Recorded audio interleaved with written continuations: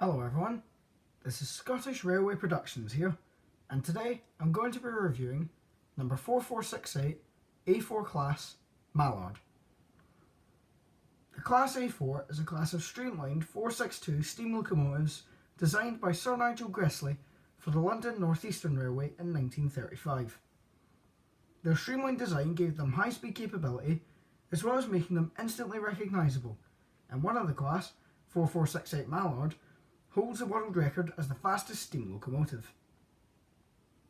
35 of the class were built to haul express passenger trains on the East Coast Main Line route from London King's Cross via York to Newcastle, and later via Newcastle to Edinburgh, Scotland. They remained in service on the East Coast Main Line till the early 1960s, when they were replaced by Deltic diesel locomotives. Several A4s saw out the remaining days until 1966 in Scotland, particularly on the Aberdeen-Glasgow express trains, for which they were used to improve the timing from 3.5 to 3 hours. Now that you know a bit of history about the locomotive, let's talk about the model. The first thing to note about the front of the model is the lack of sprung buffers. This is strange, as other locomotives that Hornby have produced have sprung buffers, and it wouldn't be that difficult to fit them in. But the model is not damaged much by this. The second thing I noticed is the lack of a front coupling. I think this was a good idea, as I'm sure there is place to put one in, but you don't have to if you don't want to ruin the overall shape of the model. The model is in its LNER garter blue and red livery.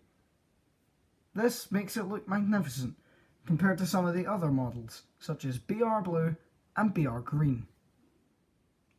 All across this model there are hints of gold, as the number, the nameplate, the lining around the cab window, and the LNER across the tender. The model, like most from Hornby, is tender driven and connects the same way as most models do, with a simple hook at the bottom and connectors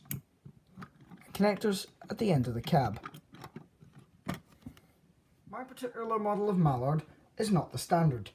Mine is a 60th anniversary 1938 to 1998 number 35 of 1500. I managed to pick this up for a total of £65. I believe that for this model being limited edition, that is an absolute steal. After looking on Hornby's website, I have pretty much concluded that the only version of the A4 Pacific that they make is Mallard. If I take another look on the Hornby site and there are more available, I shall put that in the description below. But I have found that Bachmann make a lot more of them, tending to make things like Miles Beaver, Sir Nigel Gresley, Sir Ralph Wedgwood, and many more.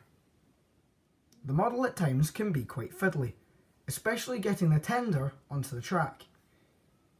At the front, it's fine because you can see the wheels very clearly, but on the tender, because of the 4-wheel configuration, 3 of the wheels do not pivot. The back 2 definitely do. Also, they house the coupling, which is why they pivot. But because they pivot, it makes them an absolute pain in the backside to get onto the track smoothly in one go. That is why most of the time I have to readjust the tender after putting the whole model on and clipping it all together. Similar to the City of Liverpool, there is a marvellous amount of cab detail, though not painted, as someone could paint it if they so desired. One thing that is different to any locomotive that I have seen so far is the addition of an extra space for the running board. I'm not sure why this is, and if you know the answer, you could please leave it down in the comments and educate me.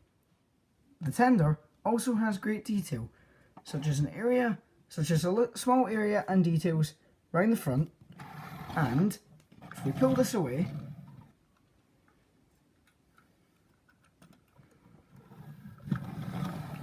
some marvellous detail on the back that was not required, as most people don't tend to look at the back of their models, but this was still a marvellous addition through and through. Overall, I believe Hornby's Mallard to be a marvellous model, and I highly recommend you buying it. This one is a smooth runner, and if you can buy them new, they'll probably be even smoother. Obviously this model was bought second hand, says the cheap price.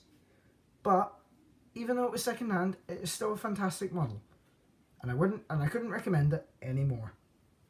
Compared to City of Liverpool, it has got a much more iconic design. But still, the two models are drawn currently. I do not have a favourite among any of my models, as I see all of them as being equally good. But considering that I'm going to be getting two Peppercorn A1s soon, that could change very quickly. I hope you enjoyed this video, and I'll see you again next time. Goodbye.